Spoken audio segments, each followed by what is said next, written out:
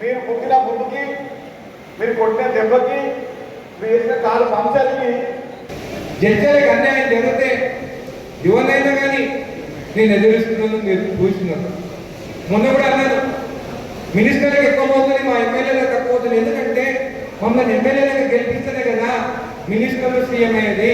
మా నియోజకవర్గానికి మీరు నిధులు ఇవ్వకపోతే, మీరే నిధులు తీసుకుపోతే మా నియోజకవర్గ అభివృద్ధి ఎట్లా జరుగుతుందని ధైర్యంగా మాట్లాడారు. మన పక్క నియోజకవర్గం ఎమ్మెల్యే ఎన్ఎస్ శ్రీనివాస్ రెడ్డి గారు 25 కోట్లు ఒక ఎమ్మెల్యేకి ఇస్తే కలెక్టర్ టీడీ అకౌంట్లో డిపాజిట్ చేస్తే మేము గ్రామాలకు వచ్చినప్పుడు, ఎందుకంటే మీరందరూ నా దగ్గరకు వచ్చినప్పుడు రోడ్డు కావాలి, డ్రైనేజ్ కావాలి, స్కూల్కి బిల్డింగ్కి కాంపౌండ్ వాల్ కావాలంటే మేము మిమ్మల్ని చూసి నవ్వుకుంటున్నాం తప్ప మేము ఏమి చేయలేకపోతున్నాం అని అభిప్రాయంతో చెప్పలేము. ఈరోజు నేను కూడా చెప్తున్నాను, జడ్జాల నుండి నన్ను ఇంకో 2 సార్లు గెలిపేయండి, నేను కూడా సీఎం అభ్యర్థిని అవుతాను.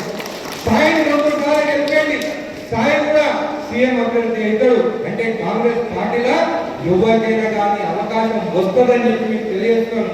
ఇప్పుడు సీఎం రేవంత్ రెడ్డి గారు మన జిల్లా మా మిడ్జిల్ మండలం నుంచి ఫస్ట్ టైం డిప్యూటీ గెలిచింది సీఎం రేవంత్ రెడ్డి గారు. నా కాన్స్టిట్యున్సీ మిడ్జిల్ మండలం, మిడ్జిల్ మండలం అందరికీ ఉన్నారు. వాళ్ళు గెలిపిస్తే ఈరోజు ఆయన సీఎంగా మన రాష్ట్రానికి, మన జిల్లా నుండి సీఎంగా అయినారు. బాగా తీసుకున్నారు. ఈ రోజు నేను కొట్లాడుతున్న దగ్గర నన్ను ఒక మాట అన్నాడు, అన్నిటితో ఒక బోల. ఆయన ఎప్పుడైనా కానీ జడ్జలకు ఒక కొట్లాడతాడు, ఆయన ఎప్పుడైనా కానీ ఉదయపూర్ రైతుల గురించి మాట్లాడతారు. కానీ వేరే కొంతమంది ఎమ్మెల్యేలు లాగా కాదు.